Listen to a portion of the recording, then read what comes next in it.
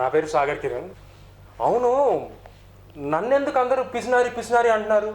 డబ్బులు ఇచ్చింది నేను, తీసుకుంది వాడు, డబ్బులు ఇచ్చుకొని కూడా తిరిగింది వాడు. అప్పుడు వాడిని కదా పిసినారు అనాల్సింది. అందరు నన్నెందుకు పిసినారి పిసినారి అంటున్నారు? అయినా నాకు డబ్బు ముఖ్యం కాదు. నా దగ్గర అంతకంటే చాలా ఎక్కువ డబ్బు ఉంది.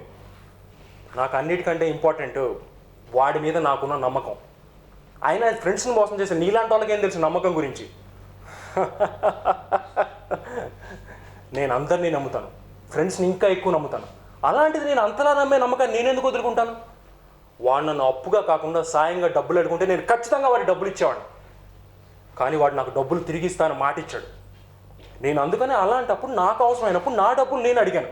ఉంచుకొని కూడా వాడు డబ్బులు లేవని నాకు అబద్ధం చెప్పాడు.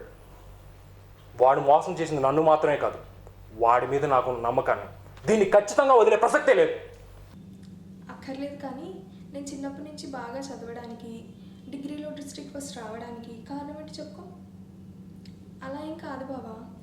సరిగ్గా చదవకపోతే ఎందుకు పనికిరాని బేవర్స్ గాడితో ఎక్కడ పెళ్లి చేస్తారేమో